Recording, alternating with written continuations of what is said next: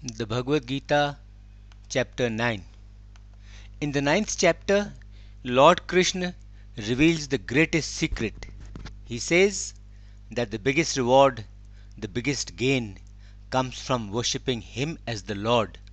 Worshipping anyone else results in smaller gain. He speaks of devotion and the results of devotion and tells that even a sinner who becomes a devotee and worships Him attains salvation. Chapter. Lord Krishna says, Parth, because you see no fault, I will tell you the supreme secret, along with knowledge and wisdom, the knowledge of which will set you free from this world filled with sorrow. This knowledge is eternal knowledge. It is the highest knowledge. It is the biggest secret. It is the purest. It is in accordance with the scriptures and with righteous conduct.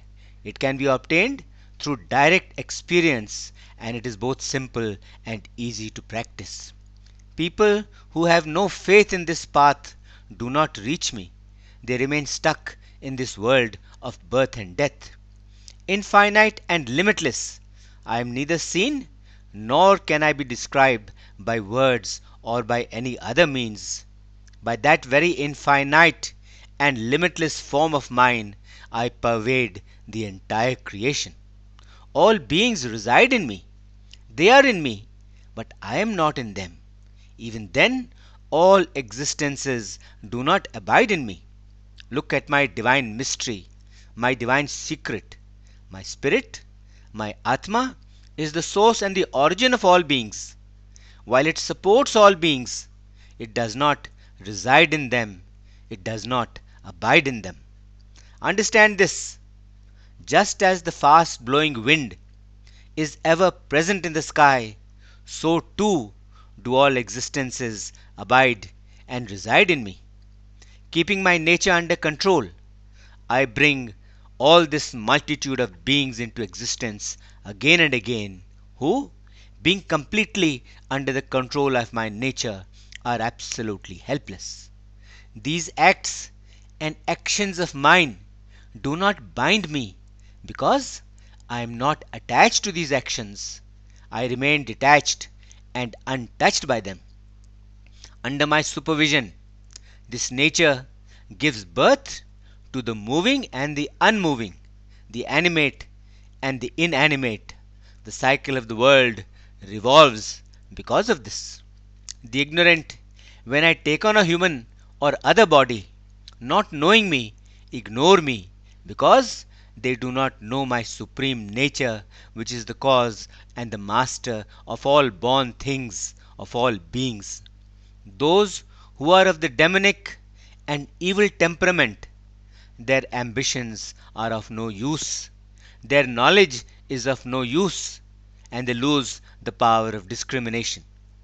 Those great souls who are freed from delusion and attachment, who remain in the divine state, they consider me as the eternal, imperishable source of all living things and worship me without distraction and with full faith, always singing my praises, always striving to attain me, to reach me, and ever steady and firm in their resolves, bowing to me in faith, always engaged in yoga, they worship me. Some, offering knowledge as sacrifice, worship me. They consider me to be of one form and also of many forms, facing all directions. They worship me in many ways and with full faith. I am the ritual. I am the sacrifice. I am the offering of food to the ancestors. I am the medicine. I am the chant. I am the ghee, the clarified butter. I am the fire. I am the sacrifice. I am the oblation too. I am the father and the mother of this world. I am the shelter giver and the grandsire. I am the goal and I am the object of knowledge and wisdom. I am the purifier. I am the sound Om. I am the Rig, the Sam, and the Yajurved. I am the aim, the objective. I carry out orders. I am the Lord. I am the witness. I am the abode. I am the shelter. I am the dear friend. I am the cause of birth and of destruction and death too. I am the place of rest, and I am the eternal seed too. I give the summer heat, I make it rain, and I stop the rain too. I am immortal, I do not die. At the same time, I am death too. I am truth, and I am untruth. I am matter, and I am spirit, the Atma too. Those who know all the Vedas, those who partake of nectar, and who are freed from all sins, those people, worshipping me through sacrifices to attain heaven, pray only to me.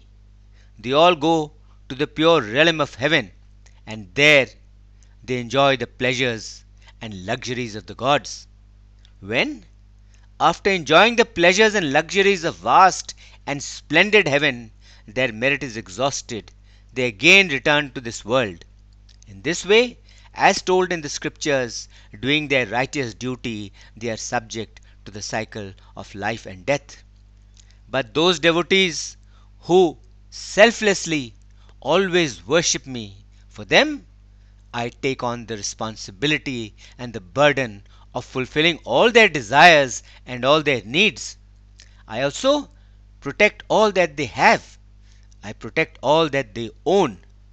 Those who propitiate and worship other deities, they too worship only me, though they do not know it, and their worship remains incomplete.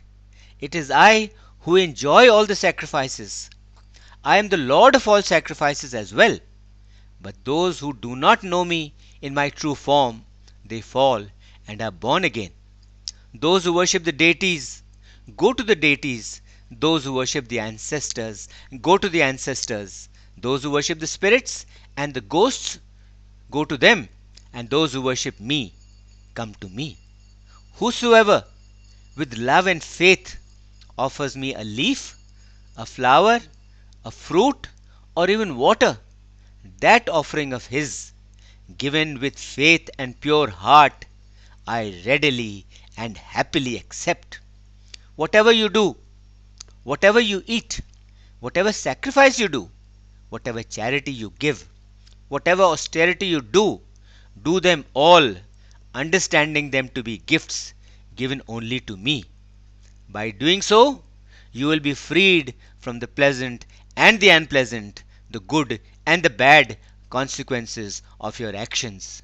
You will be freed from the fruits and the rewards of your actions, which are the cause of bondage. Putting your mind firmly and steadily on the path of renouncing all rewards of all actions, you will be freed, you will be liberated, and attain to me only. I am the same for everyone. I am totally impartial. I do not favor anyone, nor do I discriminate against anyone. I neither hate nor do I love anyone. But those who with full faith worship me, they are in me and I am also in them. Even the biggest sinner, if he worships me with full faith and devotion, he gets liberated. He should be regarded as righteous because he has rightly resolved. Very quickly he becomes a righteous person. He gets abiding peace and gains salvation. Understand this for certain, that my devotee will never perish.